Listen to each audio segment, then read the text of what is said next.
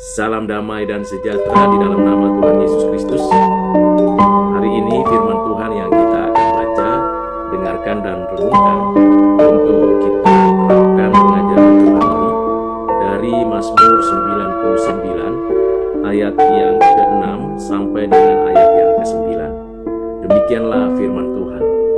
Musa dan Harun di antara imam-imamnya, dan Samuel di antara orang-orang yang menyerukan namanya.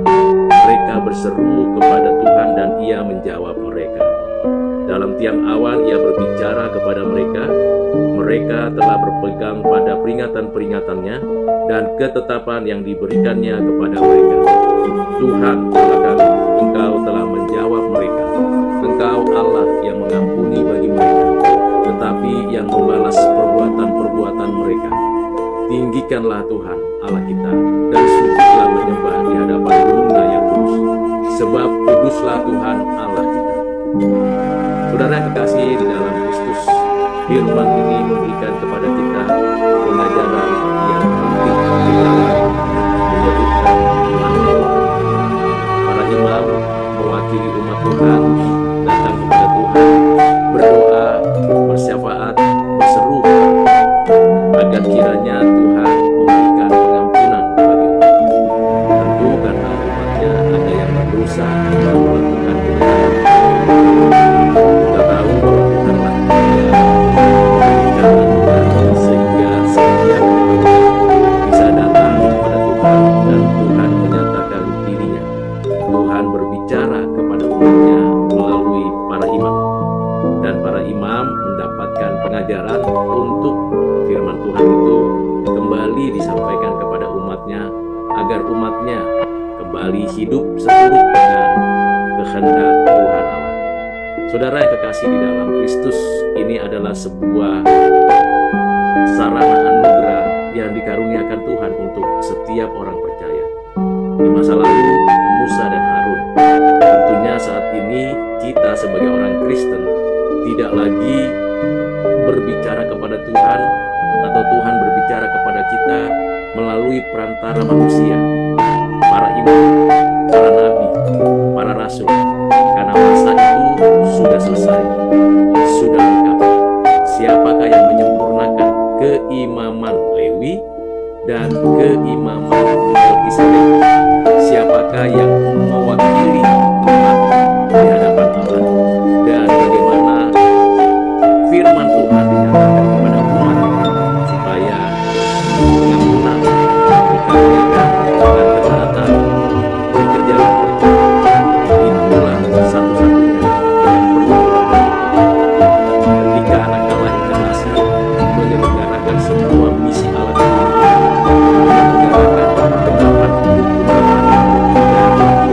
dan supaya Allah nyatakan kepada manusia, dan manusia diwakili oleh anak Allah yang inilah yang memberikan kepada tiap-tiap umat manusia, khususnya umat dunia untuk bisa menerima pengampunan yang datangnya dari Allah melalui satu-satunya mediator antara imam besar yang mewakili umat, yang berbicara kepada Allah dan yang menyatakan kehendak firman Allah kepada umat.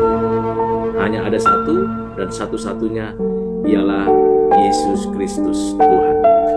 Tidak ada imam besar lain lagi di atas muka bumi ini. Tidak ada yang bisa menggantikan Yesus Kristus adalah imam besar agung.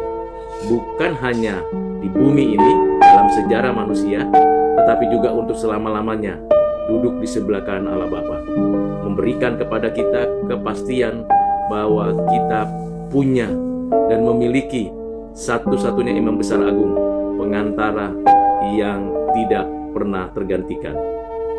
Saudara yang kekasih di dalam Kristus, pengenalan akan Yesus Kristus adalah imam besar agung.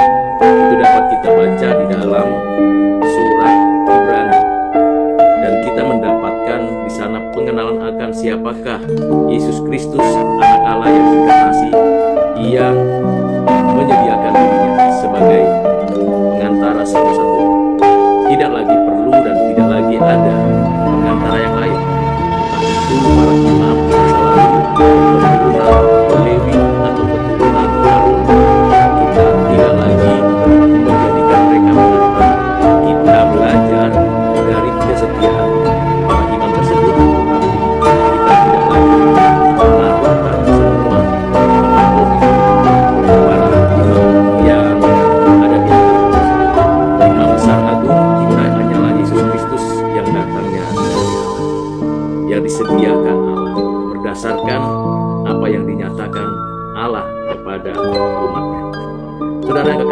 Kristus, kita juga tidak lagi meyakini atau menaruh pengharapan atau meletakkan pengantaraan kita kepada orang-orang suci, para nabi, para raja, bahkan orang-orang yang dianggap pantas dan layak.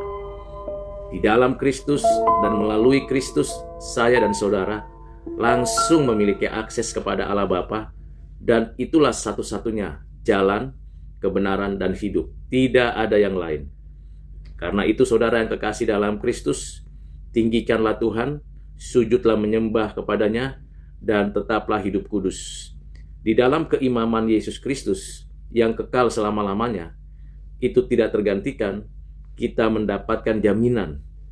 Pertama, kita akan menikmati yang namanya pengampunan kekal.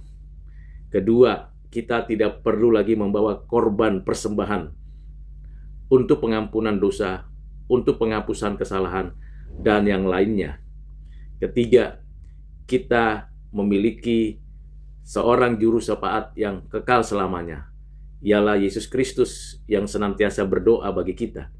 Bukan kita yang berdoa untuk imam besar kita, tapi imam besar kita yang senantiasa berdoa bagi kita. Dan yang terakhir, kita selalu dibimbing, diarahkan untuk semakin hidup sempurna, baik dalam doa, perkataan, perbuatan, aktivitas kita. Kiranya Tuhan menolong saudara, menolong kita sekalian untuk senantiasa memuji Tuhan, memuliakan Tuhan yang telah mengaruniakan segala berkat rohani dan berkat jasmani bagi kita untuk selama-lamanya. Tuhan Yesus memberkati saudara. Amin.